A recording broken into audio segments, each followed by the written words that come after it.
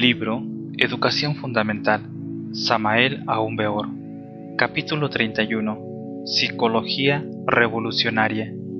Los maestros y maestras de escuelas, colegios y universidades deben estudiar profundamente la psicología revolucionaria que enseña el movimiento gnóstico internacional.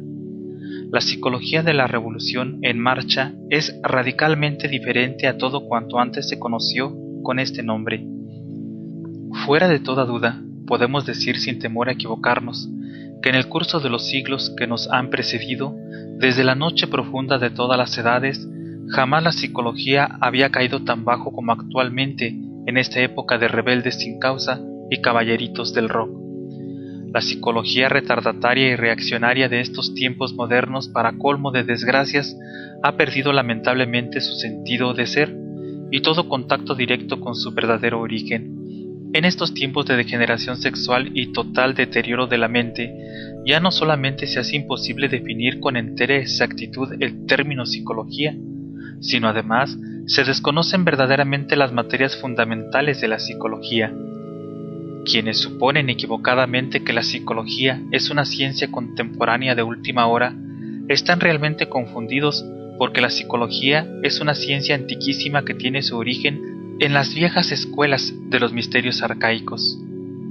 Al tipo del snob, al bribón ultramoderno, al retardatario, le resulta imposible definir eso que se conoce como psicología, porque a excepción de esta época contemporánea, es obvio que la psicología jamás existió bajo su propio nombre, debido a que por tales o cuales motivos siempre fue sospechosa de tendencias subversivas de carácter político o religioso, y por ello se vio en la necesidad de disfrazarse con múltiples ropajes. Desde los antiguos tiempos, en los distintos escenarios del teatro de la vida, la psicología representó siempre su papel, disfrazada inteligentemente con el ropaje de la filosofía. A orillas del Ganges, en la India sagrada de los Vedas, desde la noche aterradora de los siglos, existen formas de yoga que en el fondo vienen a ser pura psicología experimental de altos vuelos. Las 7 yogas han sido descritas siempre como métodos, procedimientos o sistemas filosóficos. En el mundo árabe, las sagradas enseñanzas de los sufis, en parte metafísicas, en parte religiosas, son realmente de orden totalmente psicológico.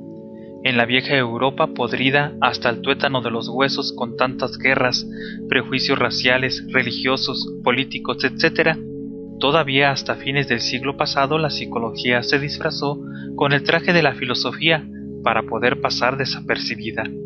La filosofía, a pesar de todas sus divisiones y subdivisiones como son la lógica, la teoría del conocimiento, la ética, la estética, etc., es fuera de toda duda en sí misma autorreflexión evidente, cognición mística del ser, funcionalismo cognoscitivo de la conciencia despierta.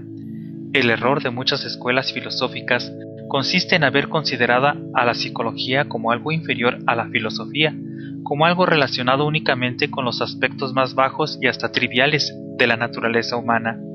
Un estudio comparativo de religiones nos permite llegar a la conclusión lógica de que la ciencia de la psicología siempre estuvo asociada en forma muy íntima a todos los procesos religiosos. Cualquier estudio comparativo de religiones viene a demostrarnos que en la literatura sagrada más ortodoxa de diversos países y diferentes épocas existen maravillosos tesoros de la ciencia psicológica.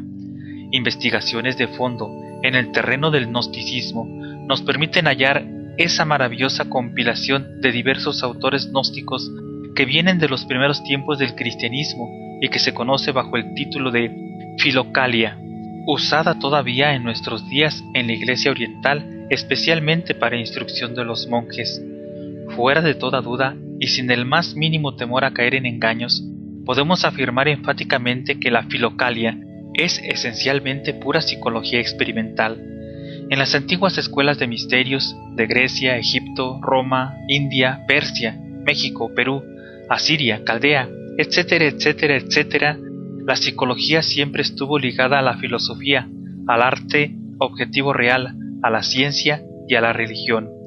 En los antiguos tiempos, la psicología se ocultaba inteligentemente entre las formas graciosas de las danzarinas sagradas o entre el enigma de los extraños jeroglíficos o las bellas esculturas o en la poesía o en la tragedia, y hasta en la música deliciosa de los templos. Antes de que la ciencia, la filosofía, el arte y la religión se separaran para vivir independientemente, la psicología reinó soberana en todas las antiquísimas escuelas de misterios. Cuando los colegios iniciáticos se cerraron debido al Kali Yuga o Edad Negra en que todavía vivimos, la psicología sobrevivió entre los simbolismos de las diversas escuelas esotéricas y pseudoesotéricas del mundo moderno, y muy especialmente entre el esoterismo gnóstico. Profundos análisis e investigaciones de fondo nos permiten comprender con toda claridad meridiana que los distintos sistemas y doctrinas psicológicas que existieron en el pasado y que existen en el presente se pueden dividir en dos categorías. Primera, las doctrinas tal como muchos intelectuales las suponen. La psicología moderna pertenece de hecho a esta categoría. Segunda, las doctrinas que estudian al hombre desde el punto de vista de la revolución de la conciencia. Estas últimas son en verdad las doctrinas originales, las más antiguas. Solo ellas nos permiten comprender los orígenes vivientes de la psicología y su profunda significación.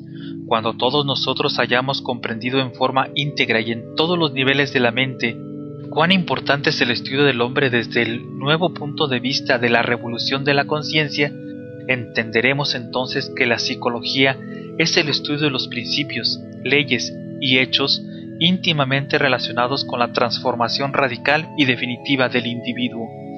Es urgente que los maestros y maestras de escuelas, colegios y universidades comprendan en forma íntegra la hora crítica en que vivimos y el catastrófico estado de desorientación psicológica en que se encuentra la nueva generación.